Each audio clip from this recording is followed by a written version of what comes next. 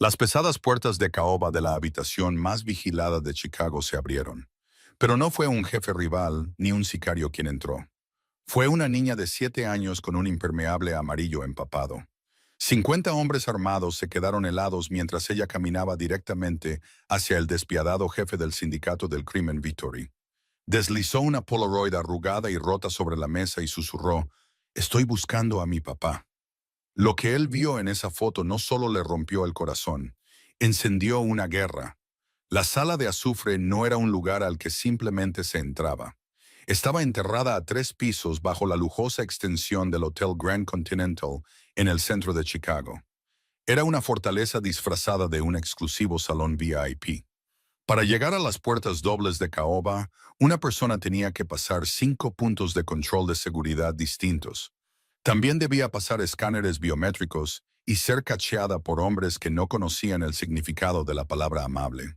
Era el santuario interior de Alessio Vittori, el jefe indiscutible del sindicato Vittori. Alessio estaba sentado a la cabeza de una larga mesa de roble pulido. La luz ámbar del ambiente resaltaba los afilados rasgos de su rostro.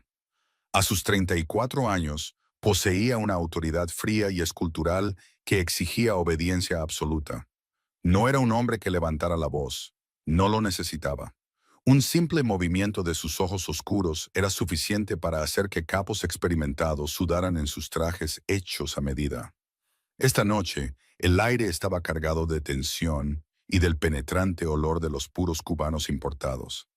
La lluvia golpeaba las rejillas de la calle, muy por encima de ellos. Era un tamborileo rítmico que subrayaba la gravedad de la reunión.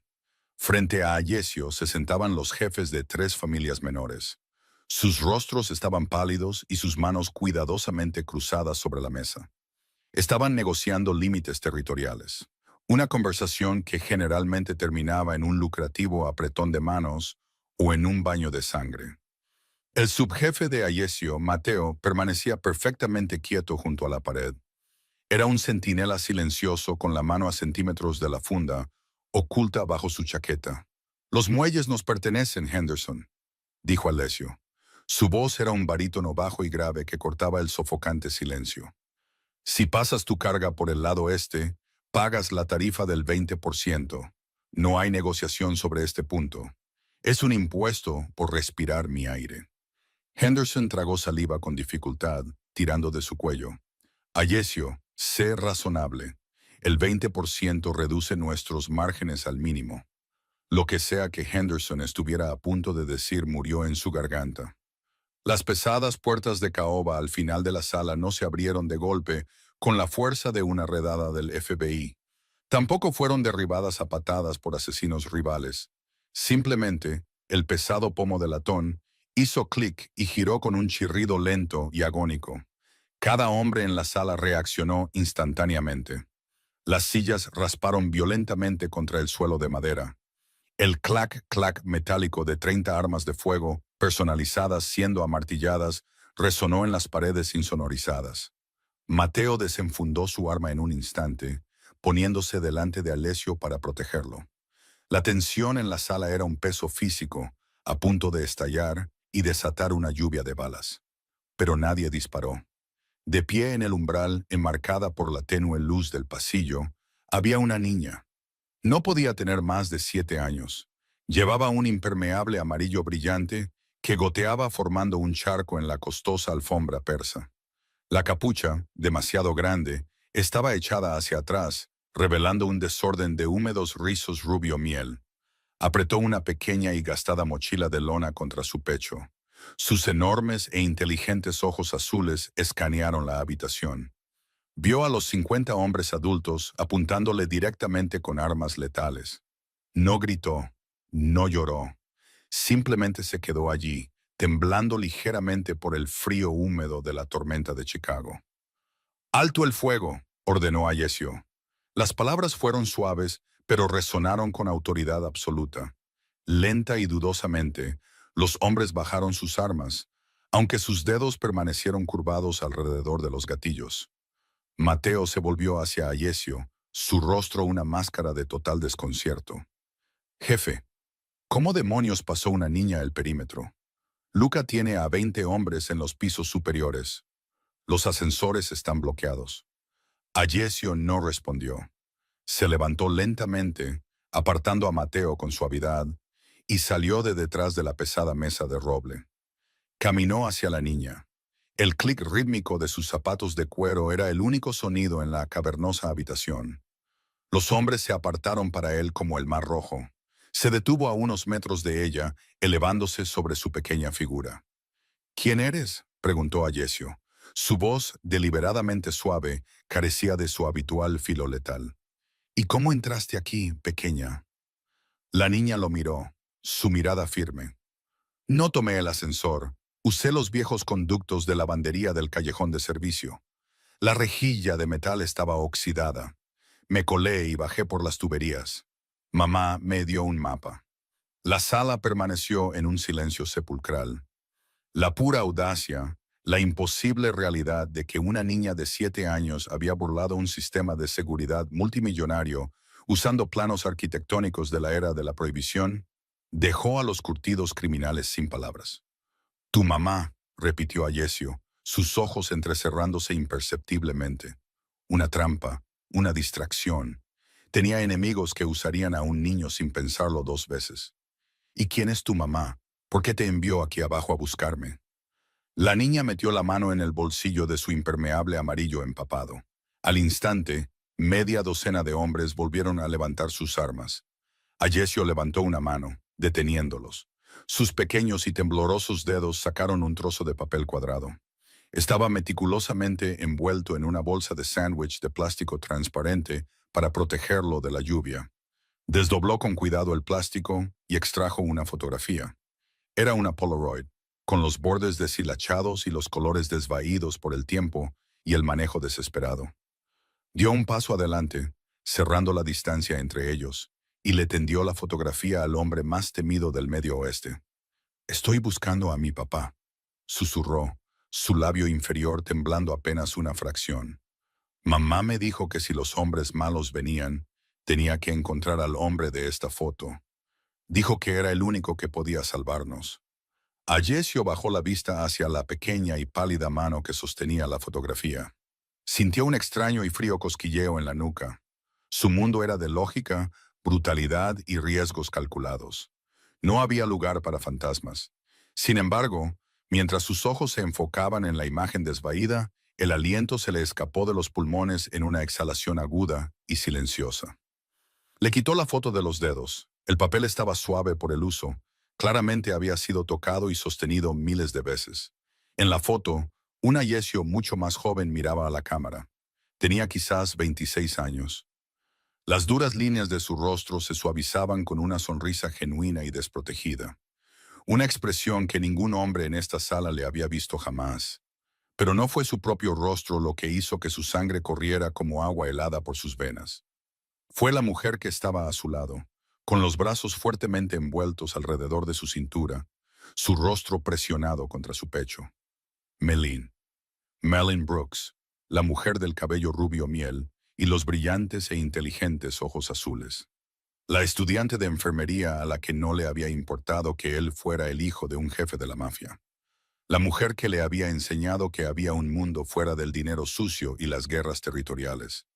La mujer que había muerto quemada en un feroz accidente de coche en la Interestatal 90 hace 8 años. Las manos de Alessio comenzaron a temblar. Era un temblor microscópico, pero para un hombre conocido como la máquina por su falta de emoción, era el equivalente a un colapso total. Miró fijamente la fotografía, su mente rechazando lo que sus ojos veían. Él la había enterrado. Había estado bajo la lluvia torrencial en el cementerio, viendo cómo el ataúd cerrado descendía a la tierra, su alma haciéndose añicos en 1.000.000 de pedazos irreparables. Lentamente, desvió la mirada de la fotografía hacia la niña que estaba frente a él. Los rizos rubio miel, los tercos e inteligentes ojos azules, la ligera inclinación de su barbilla. Hace 8 años, la matemática lo golpeó con la fuerza de un tren de carga. Si Melin hubiera vivido, si hubiera estado embarazada cuando ocurrió el accidente. «¿Cuál es tu nombre?», preguntó Alessio. Su voz era completamente hueca, despojada de toda su resonancia imponente. Se arrodilló, ignorando la suciedad y el agua que se acumulaban en la costosa alfombra, poniéndose a la altura de los ojos de la niña. «Sophie», dijo ella en voz baja. «Sophie», repitió él el nombre, sabiendo a ceniza y miel en su lengua. Miró más de cerca sus rasgos. «Sophie Brooks». La niña negó con la cabeza. «Sophie Hayes. Mamá dijo que tuvimos que cambiar nuestro nombre hace mucho tiempo para mantenernos ocultas». Detrás de él, Henderson carraspeó nerviosamente. «Ayesio, mira, tenemos asuntos que concluir. Si esto es una especie de rata callejera tratando de hacer una estafa». En una fracción de segundo, Ayesio sacó su arma. Ni siquiera miró por encima del hombro. Simplemente apuntó el cañón directamente al pecho de Henderson, sin apartar la vista del rostro de Sophie. «Todos fuera», dijo Alessio. La sala estalló en un torbellino de movimientos confusos y de pánico. «Jefe», preguntó Mateo, dando un paso adelante, su voz teñida de preocupación. «He dicho que todos se larguen de mi vista», rugió Ayesio. La repentina explosión de ira hizo vibrar los vasos de cristal sobre la mesa. «Mateo, tú te quedas. El resto, fuera. Cancelen todos los envíos. Bloqueen el perímetro. Nadie sale del hotel. Nadie entra. Váyanse». En 30 segundos, la sala se vació de los jefes rivales y los soldados. Solo Mateo permaneció de pie, incómodo, cerca de la puerta, sus ojos moviéndose entre su jefe y la niña empapada. Ayesio enfundó su arma.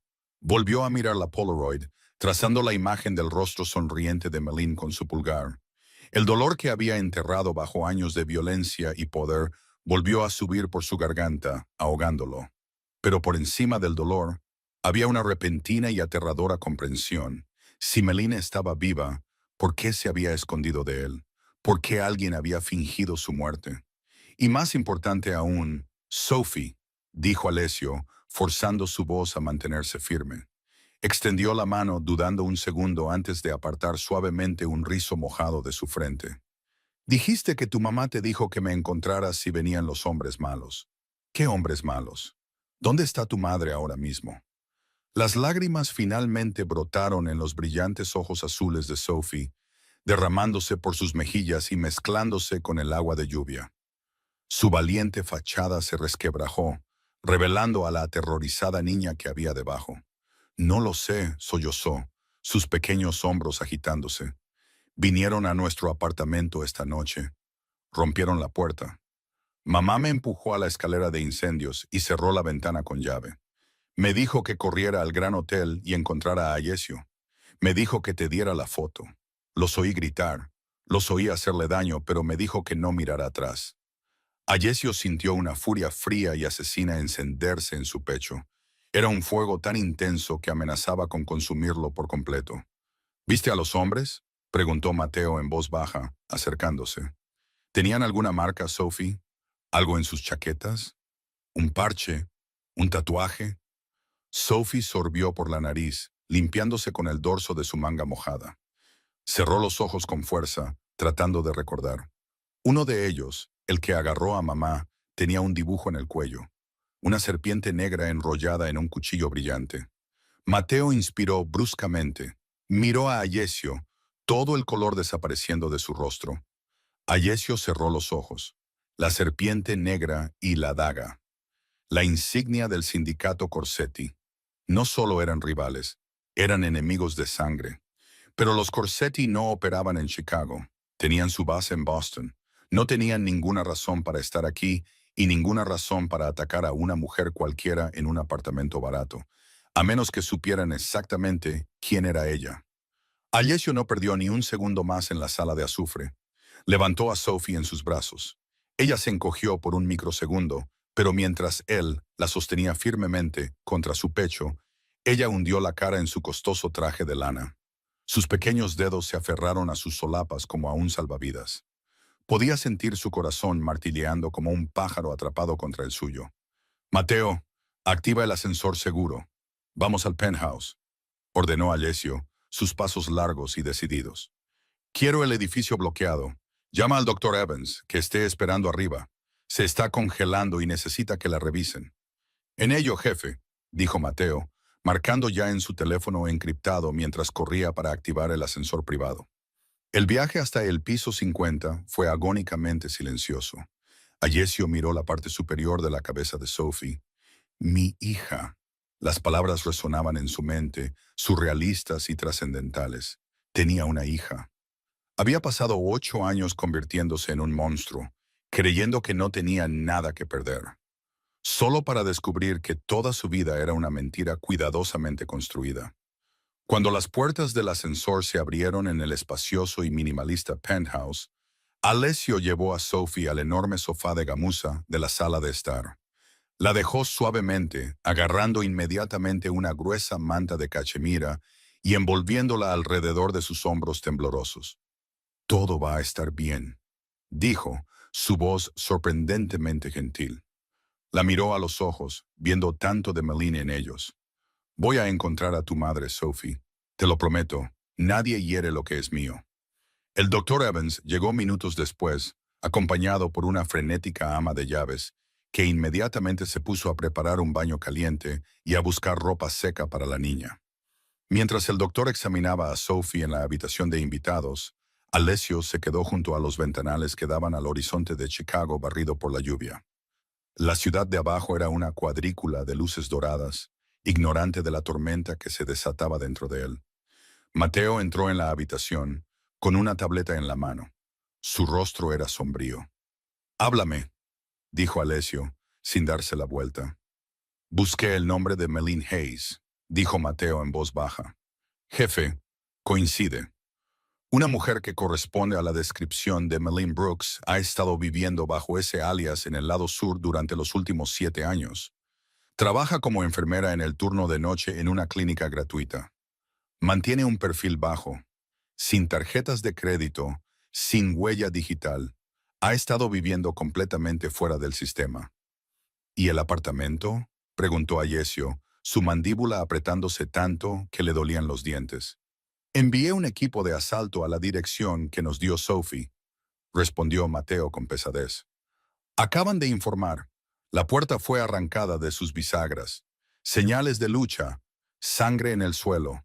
Meline no está».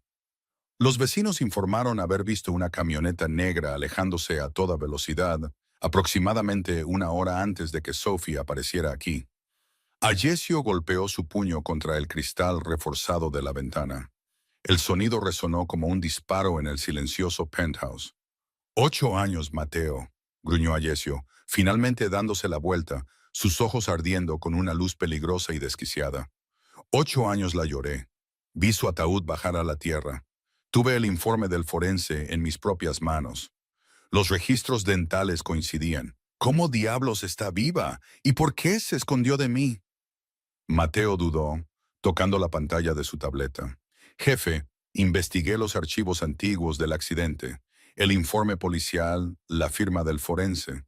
Tuve que saltarme un cifrado serio en nuestros propios servidores para encontrar los documentos originales.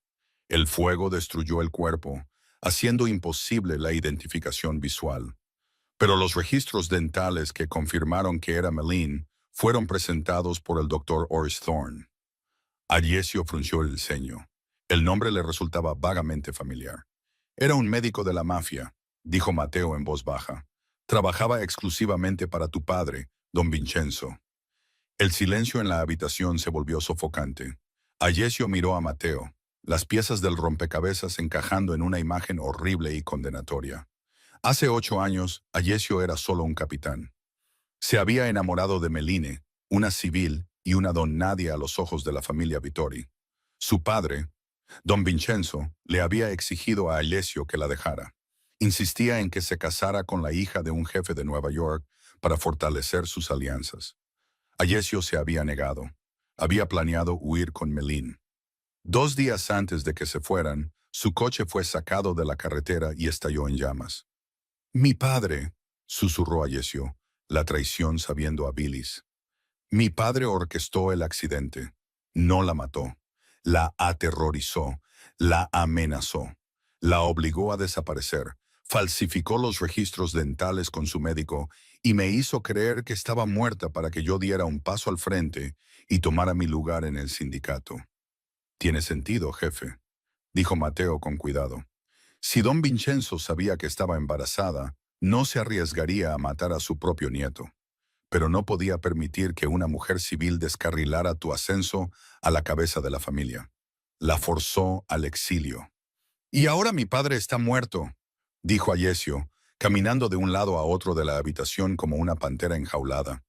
Se llevó ese secreto a la tumba hace 3 años, pero de alguna manera los Corsetti se enteraron. Si los Corsetti saben que está viva y saben lo de la niña. Mateo dejó la frase en el aire, sin necesidad de terminarla. Los Corsetti estaban perdiendo la guerra contra Alessio. Estaban desesperados. Tomar a su amor perdido y a su hija era la palanca definitiva. La puerta del dormitorio se abrió y el doctor Evans salió. Está físicamente bien, señor Vittori. Un poco desnutrida, ligeramente hipotérmica y en shock, pero es resistente. La ama de llaves la está vistiendo con ropa seca ahora. Ayesio asintió bruscamente. Gracias, doctor. Mateo, pon un equipo de seguridad alrededor de esa habitación. 10 hombres. Nadie sube a este piso sin mi autorización explícita. Si una mosca zumba demasiado cerca de esa puerta, dispárale. Hecho, dijo Mateo. ¿Cuál es nuestro próximo movimiento, jefe? Estamos volando a ciegas. No sabemos dónde la tienen los Corsetti en la ciudad. Ayesio se acercó a su escritorio y abrió un pesado cajón de acero.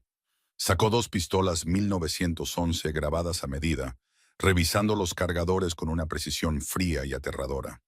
No necesitamos saber dónde la tienen, dijo Ayesio, metiendo los cargadores en su sitio y enfundando las armas a sus costados. Vamos a hacer que nos llamen. Quiero que movilices a cada soldado, cada capo, cada traficante callejero en nuestra nómina. Vamos a quemar las operaciones de los Corsetti en esta ciudad hasta los cimientos. Cada tapadera, cada almacén, cada casa de seguridad. No pararemos hasta que las calles corran rojas o me devuelvan a la mujer que amo. Hizo una pausa, mirando hacia el pasillo donde su hija descansaba a salvo tras puertas cerradas. Mi padre me convirtió en un monstruo para gobernar este imperio, susurró Ayesio suavemente. Esta noche, los Corsetti van a descubrir exactamente qué clase de monstruo construyó. A las 3 de la mañana, la ciudad de Chicago ardía, aunque ni una sola alarma había sido activada por el departamento de bomberos. Las órdenes de Alessio se habían ejecutado con una aterradora precisión quirúrgica. El sindicato Vittori no era una pandilla callejera. Era una fuerza paramilitar altamente organizada que había controlado el Hampa del Medio Oeste durante 3 generaciones. Cuando Ayesio los desató, fue como declarar un estado de ley marcial.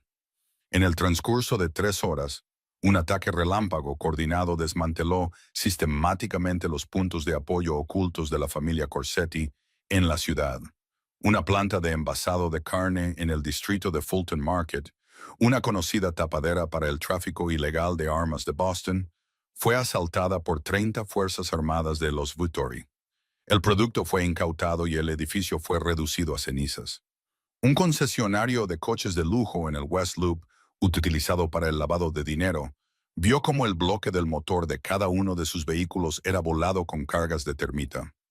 El capitán Miller, el oficial de más alto rango del Departamento de Policía de Chicago en la nómina de Alessio, se aseguró de que las patrullas fueran convenientemente desviadas al lado opuesto de la ciudad por quejas de ruido y presuntos robos. Las calles pertenecían a los Vittori. Ayesio mismo lideró el equipo de asalto en su objetivo más crucial, un garito de juego subterráneo que operaba en una estación de metro en desuso bajo el Loop. La inteligencia sugería que aquí era donde los Corsetti estaban organizando sus operaciones locales. La redada fue brutalmente rápida. Ayesio derribó las puertas reforzadas de una patada, con una carabina M4 personalizada pegada a su hombro. Se movía con la fría eficiencia mecánica que le había ganado su reputación. No parpadeó mientras sus hombres neutralizaban a la oposición. Era un hombre poseído, impulsado por el aroma fantasma del perfume de Méline y la imagen inquietante de su aterrorizada hija. En la oficina trasera del garito lo encontraron. Jameson Ford. Ford no era un hombre de honor. Era un mediador de alto nivel para los Corsetti, el logista que aseguraba sus casas de seguridad y transporte. Estaba acobardado bajo un escritorio de caoba cuando Mateo lo sacó por el cuello de su costosa camisa de seda, arrojándolo al suelo de hormigón a los pies de Alessio. Alessio le entregó su rifle a un soldado y se agachó lentamente, sus ojos oscuros clavados en el hombre tembloroso. «Señor Ford», dijo Alessio, su voz un susurro letal y sedoso. «Está a 300 millas de Boston. Está respirando mi aire y ha tomado algo que me pertenece». «No sé de qué estás hablando, Vettori», balbuceó Ford, escupiendo sangre de un labio partido. «Solo soy un corredor de apuestas. Llevo los números». Alessio no levantó la voz. Simplemente sacó un estilete elegante y aterradoramente afilado de su cinturón. Un corredor de apuestas no tiene teléfonos satelitales encriptados en su oficina. Un corredor de apuestas no tiene un equipo de seguridad entrenado por Blackwater. Te lo voy a preguntar una vez, Jameson. ¿Dónde tiene Lorenzo Corsetti a la mujer? Ford sonrió con desdén, encontrando un repentino y tonto trozo de bravuconería. Lorenzo te va a desollar vivo, Alessio. Crees que gobiernas esta ciudad. Ahora conoce tu punto débil. Sabe lo de la mujer y la niña. La expresión de Alessio no cambió. Se movió con una velocidad que desafiaba la lógica. El estilete brilló y Ford soltó un grito espeluznante que resonó en las paredes de azulejos de la estación de metro abandonada. Alessio clavó la mano del hombre a las tablas de madera del suelo, atravesando su palma con la hoja. «Respuesta equivocada», dijo Alessio suavemente, girando la empuñadura.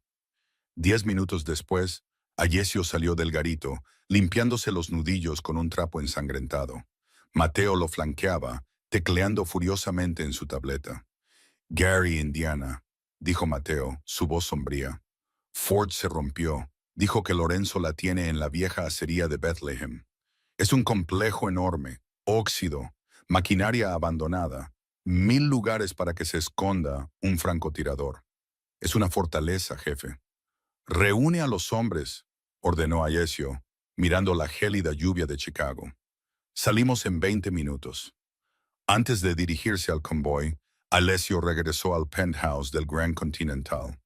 Se quitó la chaqueta del traje manchada de sangre y se lavó las manos y la cara en el lavabo de mármol de su baño principal, restregando la evidencia física del monstruo que tenía que ser. Se miró en el espejo. Las bolsas bajo sus ojos pesaban con 8 años de falso dolor y furia recién descubierta.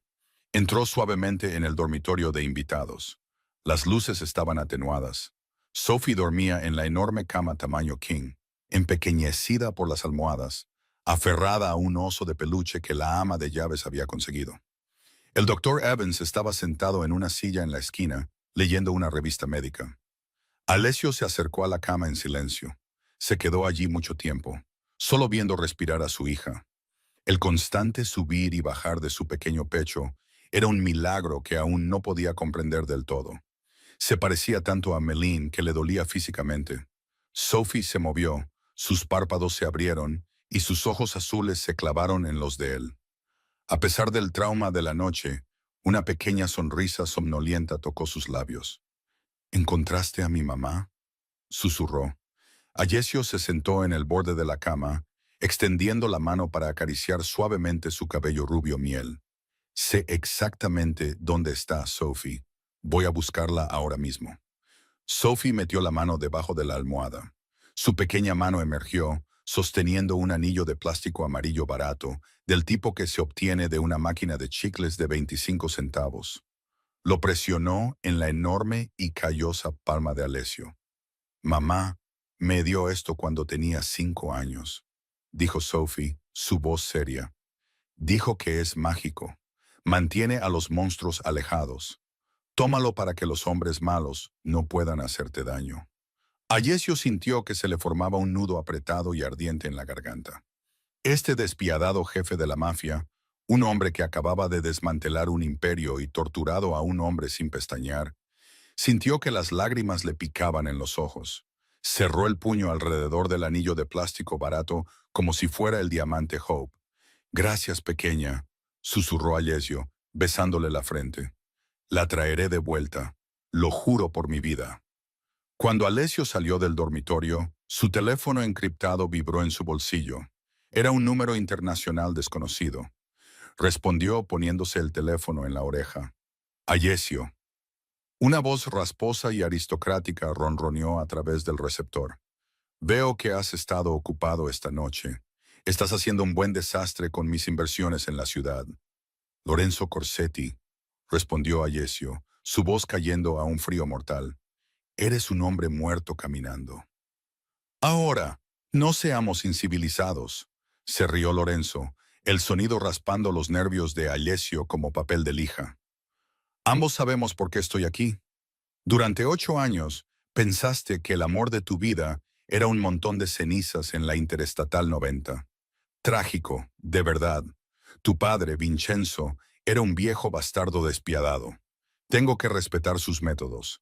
Fingir su muerte, forzarla a esconderse, todo para asegurar que te casaras con la chica Rossi y solidificaras tu poder.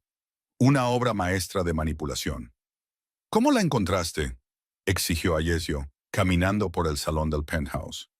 Un golpe de suerte, reflexionó Lorenzo. Uno de mis hombres estaba siendo atendido en una clínica gratuita en el lado sur. La reconoció por las viejas fotos de vigilancia que teníamos de ti. Imagina mi sorpresa. El gran Alessio Vittori, ajeno al hecho de que su mujer y su hija bastarda vivían en la pobreza justo debajo de sus narices. El agarre de Alessio en el teléfono se apretó hasta que la carcasa de plástico gimió. Es toda una fiera, tu Melini, continuó Lorenzo, un cruel divertimento tiñendo sus palabras. Le rompió la nariz a uno de mis hombres cuando la tomamos, pero ahora está segura y va a hacer mi boleto al Medio Oeste. Di tu precio, dijo Alessio fríamente. Quiero los muelles, todos ellos, exigió Lorenzo. Quiero las rutas de envío a través del lago Michigan y quiero un 50% de la tajada de los contratos sindicales. Me cedes los territorios oficialmente frente a la comisión y recuperas a tu mujer. Si intentas atacarme, le meto una bala en su bonita cabeza. Nos vemos en la acería de Bethlehem en Gary. 1 hora. Trae la escritura de los muelles. Ven solo. La línea se cortó. Alessio bajó el teléfono. Mateo, que había estado escuchando la conversación a través de un receptor clonado, levantó la vista. Está loco. Si entregamos los muelles, los Corsetti nos ahogarán en 6 meses. Es una sentencia de muerte para la familia. No le vamos a entregar nada, dijo Alessio, caminando hacia su gabinete de armas. Se puso un chaleco de Kevlar sobre su camisa de vestir y agarró cargadores extra para sus 1911. Lorenzo cree que está jugando al ajedrez. Cree que puede usar mi corazón en mi contra. Olvidó que yo no juego. Yo vuelco el tablero. Dijo que viniera solo, advirtió Mateo. Y caminaré por la puerta principal solo, respondió Alessio. Pero tú, Luca y el escuadrón fantasma estarán en posición antes de que yo llegue. Lorenzo eligió una acería porque es defendible, pero no conoce el diseño como nosotros. Usamos esa acería para deshacernos de cuerpos hace una década. Hay un túnel de mantenimiento subterráneo que lleva directamente al piso principal de fundición. Lleva a 10 hombres. Salgan desde abajo. Mateo asintió bruscamente, una sonrisa letal extendiéndose por su rostro. Entendido. Seremos fantasmas, jefe. El viaje a Gary, Indiana, fue un trayecto tenso y silencioso. La lluvia torrencial no había cesado, convirtiendo la autopista en una resbaladiza y peligrosa cinta de asfalto negro. Alessio conducía su camioneta blindada, su mente un torbellino de cálculos tácticos y emociones reprimidas. Mantenía su mano izquierda en el volante, su mano derecha descansaba en su muslo, su pulgar frotando el anillo de plástico amarillo barato que Sophie le había dado. Las ruinas industriales de la acería de Bethlehem se cernían en la distancia como los restos esqueléticos de una bestia mecánica. Chimeneas oxidadas perforaban el cielo nocturno tormentoso. El perímetro estaba cercado con alambre de púas, pero las puertas principales habían sido forzadas. Ayesio estacionó su camioneta a 100 yardas de la entrada. Salió a la lluvia helada, las pesadas gotas empapando su camisa al instante. No se inmutó.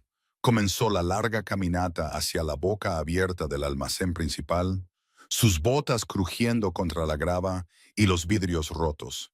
Dentro de la acería había una pesadilla cavernosa de sombras y maquinaria oxidada. Pasarelas se entrecruzaban a 50 pies en el aire. Gigantescos altos hornos inactivos se erigían como monumentos de hierro. La única luz provenía de las duras lámparas halógenas a batería que los hombres de Corsetti habían instalado en el piso principal. Ayesio entró en el círculo de luz. Inmediatamente, 20 miras láser pintaron su pecho y cabeza. Soldados de Corsetti emergieron de detrás de pilares y pasarelas, fuertemente armados y apuntándole directamente. Desde las sombras cerca del alto horno más grande, Lorenzo Corsetti avanzó. Era un hombre alto y aristocrático de unos 50 años, con un abrigo impecable a medida que parecía absurdamente fuera de lugar en el mugriento almacén. Sostenía un revólver plateado con pereza en su mano derecha. Ayesio, sonrió Lorenzo, abriendo los brazos en un saludo burlón. Puntual como siempre, veo que seguiste las instrucciones. Sin ejército a tu espalda. ¿Dónde está ella? La voz de Ayesio retumbó por el almacén vacío, llevando todo el peso aterrador de un don de la mafia. Lorenzo chasqueó los dedos. Desde detrás del horno, dos corpulentos matones arrastraron a una mujer a la luz. Ayesio dejó de respirar. Era ella, Melín. 8 años la habían envejecido, madurando las suaves curvas de su rostro en líneas afiladas y elegantes.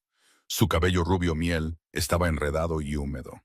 Tenía el labio partido y sangrando, y su ropa estaba rota, pero sus ojos azules, exactamente los mismos que los de su hija, ardían con un fuego indómito y furioso. Cuando vio a Alessio, se congeló. La lucha abandonó momentáneamente su cuerpo mientras miraba al hombre que había amado, al hombre que creía que había seguido adelante, al hombre que ahora estaba en una trampa mortal por ella. Ayesio, respiró, el sonido apenas audible sobre el golpeteo de la lluvia en el techo de hojalata. Meline, susurró él de vuelta, el nombre desgarrando sus cuerdas vocales. Dio un paso adelante. Ah, ah, ah, chasqueó la lengua Lorenzo, apuntando su revólver a la sien de Melín. Ni un paso más, Romeo. ¿Tienes los documentos de transferencia? Ayesio metió la mano en su chaqueta. Los hombres de Corsetti apretaron sus armas. Lentamente, Ayesio sacó un sobre de manila doblado y lo arrojó al suelo de tierra entre ellos. Ahí tienes, dijo Ayesio, los muelles, las rutas de envío, todo lo que pediste. Ahora, déjala ir. Lorenzo se rió, negando con la cabeza. Sabes, Ayesio, realmente no esperaba que capitularas tan fácilmente. Demuestra lo que siempre he pensado. El amor debilita a un hombre. Tu padre lo sabía, por eso se deshizo de ella. Y ahora yo voy a hacer lo mismo. Lorenzo amartilló su revólver. Melín no gritó, miró directamente a Ayesio, sus ojos feroces. Ayesio, Sophie está a salvo, dijo Ayesio, su voz alta y clara. Está en el hotel, me encontró. Una mirada de profundo alivio inundó el rostro magullado de Melín. Cerró los ojos, preparándose para el final. ¡Conmovedor!, se burló Lorenzo. Pero antes de volarle los sesos, creo que debería saber cómo la encontré realmente. No fue un golpe de suerte en una clínica. Ayesio, tienes una rata en tu casa. Los ojos de Ayesio se entrecerraron. ¿De qué estás hablando? Henderson, dijo Lorenzo con una sonrisa triunfante en su rostro. Tu propio asociado. No le gustó tu nuevo impuesto en los muelles del lado este. Vino a mí hace 2 semanas. Había contratado a un investigador privado para sacar trapos sucios sobre ti, para encontrar una debilidad. El investigador se topó con el certificado de defunción falso que tu padre presentó. Henderson me dio la dirección. Te vendió, Alessio. Alessio digirió la información. Henderson, el hombre que había estado sentado en su sala de juntas hacía solo unas horas. La rabia que se disparó en su sangre fue absoluta. Gracias por decírmelo, dijo Ayesio, su voz cayendo a un registro aterradoramente tranquilo. Me aseguraré de enviarle tus saludos. Lorenzo se rió. No saldrás de aquí vivo, Vettori. ¿De verdad pensaste que te dejaría irte para reconstruir? No, dijo Alessio, una sonrisa oscura y letal extendiéndose por su rostro. Metió la mano en el bolsillo, sus dedos envolviendo el anillo de plástico amarillo. No lo pensé. Alessio miró hacia la pasarela directamente sobre Lorenzo. Clic. El sonido fue sutil, pero para oídos entrenados, fue el inconfundible sonido del seguro de un rifle de francotirador de alta potencia siendo desactivado. ¡Acaben con ellos!, rugió Alessio. El caos estalló en un crescendo ensordecedor. Una bala de alto calibre atravesó el techo del almacén, destrozando la muñeca de la mano con la que Lorenzo sostenía el arma. El revólver de plata cayó al suelo mientras Lorenzo gritaba de agonía, tambaleándose hacia atrás. Simultáneamente, las pesadas rejillas de hierro que cubrían los túneles de mantenimiento subterráneos en el suelo del almacén volaron violentamente hacia arriba. Matteo y 10 agentes fantasma de los Vittorii, fuertemente armados, surgieron de la tierra como demonios convocados del inframundo. Las luces halógenas explotaron cuando el escuadrón de Matteo apuntó sistemáticamente a las fuentes de energía, sumergiendo el almacén en una pesadilla estroboscópica de destellos de disparos y miras láser. Los hombres de Corsetti, tomados completamente por sorpresa y flanqueados desde abajo, entraron en pánico. Alessio no se lanzó a cubierto. Se movió con un propósito singular y aterrador. Sacó sus 2911, disparando con precisión letal. Cada disparo encontró su objetivo. Caminó a través de la lluvia de balas como un fantasma. El Kevlar absorbió 2 impactos de refilón en su torso, pero no disminuyó la velocidad. Era un hombre poseído, una fuerza de la naturaleza impulsada por 8 años de tiempo robado. Los 2 matones que sostenían a Melin intentaron usarla como escudo humano. Alessio no dudó. Se arrodilló, deslizándose por el hormigón resbaladizo, y disparó 2 veces en rápida sucesión. Las balas alcanzaron las rótulas de los matones, derribándolos al instante. Alessio enfundó sus armas y se lanzó hacia adelante, derribando a Melin al suelo y cubriendo su cuerpo con el suyo mientras las balas perdidas chispeaban contra el alto horno detrás de ellos. «Te tengo», gritó por encima del ensordecedor rugido de los disparos, sus brazos envolviendo firmemente su cuerpo tembloroso. «Te tengo, Maddie». Ella hundió su rostro en su cuello, sus manos agarrando su camisa con fuerza desesperada. «Alessio, viniste, realmente viniste. Quisiera quemar el mundo entero para encontrarte», juró él, presionando sus labios en la coronilla de su cabeza. El tiroteo duró menos de 3 minutos. Los hombres de Corsetti, al darse cuenta de que estaban atrapados en un fuego cruzado sin escapatoria, comenzaron a arrojar sus armas. Los hombres de Matteo se movieron con una eficiencia despiadada, atando a los supervivientes con bridas y asegurando el perímetro. El silencio, pesado y resonante, descendió sobre la acería, roto solo por los gemidos de los heridos y el incesante tamborileo de la lluvia. Alessio ayudó lentamente a Melin a ponerse de pie. Mantuvo un brazo firmemente alrededor de su cintura, como si temiera que pudiera desvanecerse en el aire de nuevo. La miró a la cara, limpiando suavemente una mancha de suciedad y sangre de su mejilla. 8 años, susurró, su voz quebrándose con una emoción que sus hombres nunca habían oído. «¿Por qué no me lo dijiste? ¿Por qué no viniste a mí?» Melin lo miró, las lágrimas corrían por su rostro magullado. «Tu padre, Alessio. Vincenzo vino a verme la noche antes de que nos fuéramos. Tenía fotos de mi familia, de mi hermana en Ohio, de mis padres. Me dijo que si no desaparecía, los mataría a todos. Dijo que te estaba debilitando. Cuando descubrí que estaba embarazada, no podía arriesgarme. No podía arriesgar a Sophie. Tuve que dejarte creer que estaba muerta». Alessio sintió una nueva ola de odio por su padre muerto. La atrajo contra su pecho, hundiendo su rostro en su cabello húmedo. «Está muerto, Maddie. Ya no puede hacerte daño. Nadie puede». Un sonido de gemido patético llamó su atención. A unos metros de distancia, Lorenzo Corsetti se arrastraba por el suelo de tierra, agarrando su muñón sangrante. Intentaba alcanzar un arma desechada. Los ojos de Ayesio se volvieron fríos. Empujó suavemente a Melín detrás de él y caminó lentamente hacia el jefe de Boston caído. Pateó el arma lejos del alcance de Lorenzo y se paró sobre él. «Perdiste, Lorenzo», dijo Ayesio, su voz desprovista de toda piedad. «Tus hombres están muertos o capturados. Tus operaciones en Chicago son cenizas. Y tocaste a mi familia». «No puedes», escupió Lorenzo, su rostro pálido por el shock y la pérdida de sangre. «La comisión. Te cortarán la cabeza por matar a un jefe en funciones». «Que lo intenten», dijo Ayesio. Sacó su estilete, la hoja captando la tenue luz ambiental. «Esto es por los 8 años que intentaste usar en mi contra». Antes de que Lorenzo pudiera pronunciar otra palabra, Ayesio lo terminó. Se apartó del cuerpo, caminando de regreso hacia Melín. Mateo se acercó, su rostro manchado de sudor y cordita. «El área está segura, jefe. Los hombres de Corsetti supervivientes están en las furgonetas». «¿Y Henderson?», preguntó Mateo, sus ojos duros. «Déjamelo a mí», dijo Alessio. «Cuando volvamos a la ciudad, quiero que lo traigan a la sala de azufre. Aprenderá el precio de la traición». Ayesio se quitó la pesada chaqueta mojada del traje y la colocó sobre los hombros temblorosos de Melín. Miró su mano derecha. Lentamente abrió el puño.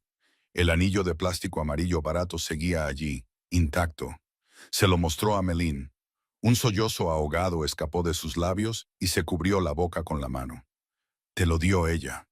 Dijo que mantiene a los monstruos alejados», dijo ella. Ayesio sonrió, una sonrisa genuina y desgarradora.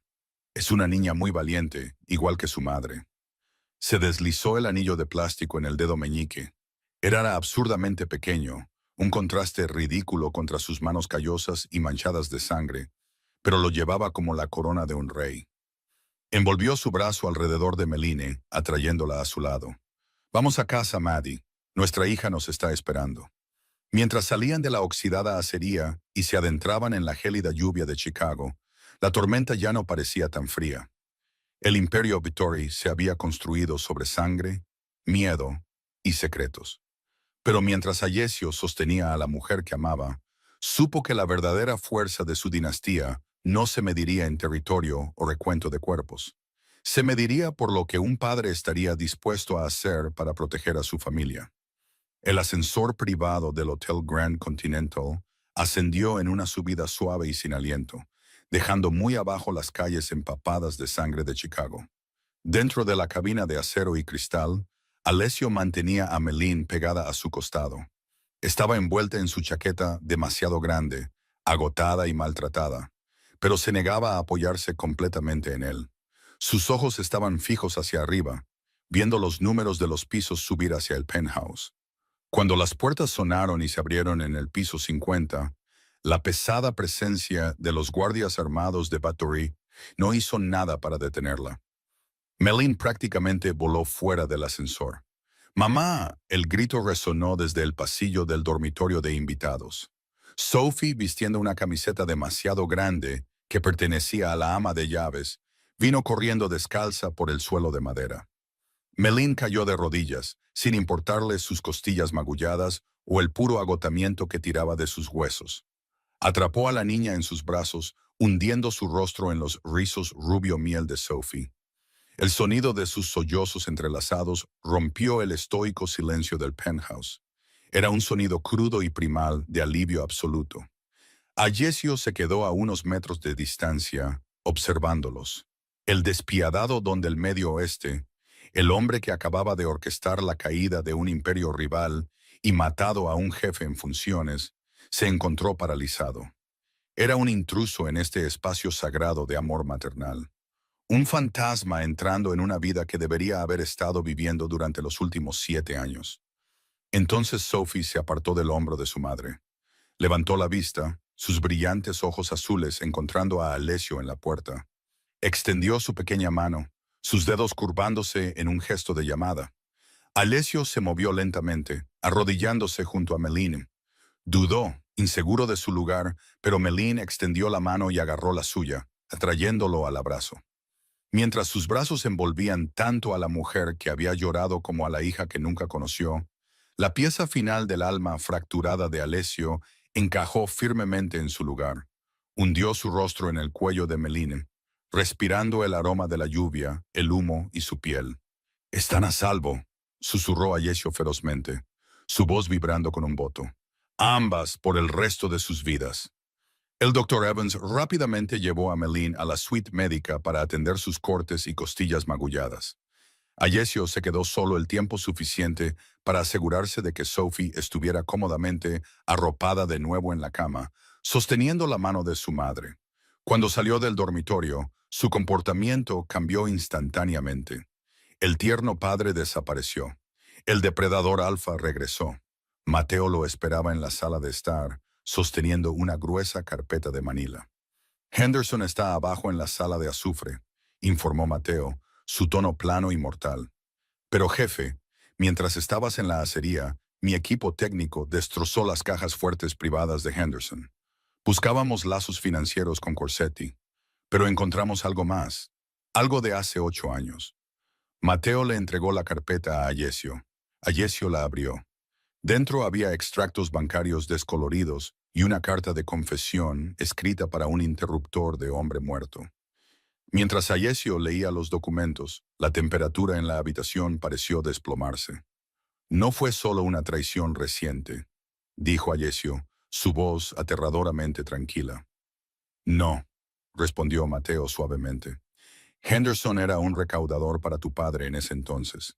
Vincenzo no solo ordenó a Meline que desapareciera, le ordenó a Henderson que la sacara de la Interestatal 90 para que pareciera un accidente. Henderson era el conductor del camión. Jefe, Vincenzo le pagó con los territorios de los muelles del lado este para comprar su silencio. Los mismos territorios que Henderson intentaba proteger vendiéndote a Corsetti». Alessio cerró cuidadosamente la carpeta. Las piezas del rompecabezas de 8 años se unieron en una imagen de traición máxima e imperdonable. Esta vez no tomó el ascensor. Tomó las escaleras, descendiendo a las profundidades del hotel como un dios del inframundo, regresando a su trono. Las puertas de caoba de la sala de azufre ya estaban abiertas. Henderson estaba de rodillas en el centro de la alfombra persa, con las manos atadas a la espalda con bridas industriales. 2 enormes matones estaban detrás de él. Cuando Alessio entró, el rostro de Henderson perdió los últimos restos de color. Miró la sangre en la camisa de Alessio y el vacío frío y muerto en sus ojos. «Alessio, por favor», suplicó Henderson, su voz quebrándose en un gemido patético. «Corsetti me obligó, amenazó a mi familia. Tuve que darle la dirección de la niña. Solo eran negocios, Alessio, lo juro por Dios». Alessio caminó lentamente alrededor de la pesada mesa de roble. No sacó un arma, no levantó la voz. Simplemente se detuvo frente al hombre arrodillado y arrojó la carpeta de Manila al suelo.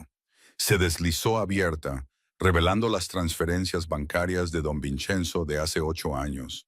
Henderson miró los papeles. Su respiración se detuvo. Supo en ese preciso segundo que su vida ya había terminado. «La lloré», dijo Alessio. Su voz un susurro bajo y rasposo que cortaba más profundo que cualquier cuchillo. «Estuve bajo la lluvia y vi un ataúd lleno de cenizas entrar en la tierra. Me convertí en un monstruo para honrar el legado de mi padre, sin saber que él y tú fueron los que construyeron mi jaula. Alessio, Vincenzo me obligó a hacerlo». «Me robaste 8 años de mi vida», interrumpió Alessio, su tono escalofriantemente nivelado. «Me robaste ver a mi hija dar sus primeros pasos. Pusiste a la mujer que amo en un infierno helado, mirando por encima del hombro cada día de su vida». Alessio sacó su 1911 personalizada. No la apuntó. Simplemente la sostuvo holgadamente a su lado. «Esto no es por negocios, Henderson», dijo Alessio, sus ojos negros e insondables. «Este es un mensaje para cada fantasma de la era de mi padre. Las viejas costumbres están muertas». Alessio levantó el arma.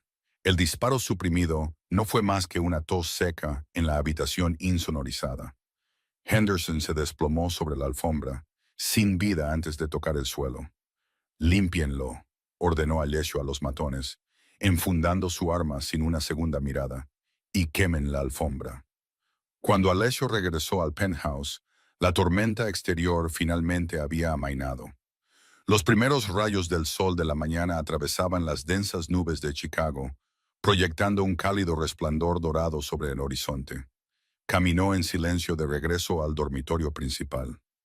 Melín dormía, su respiración constante y profunda, su cabeza descansando cerca de Sophie, que estaba acurrucada a su lado. Alessio se sentó en el borde de la cama. Miró su mano derecha.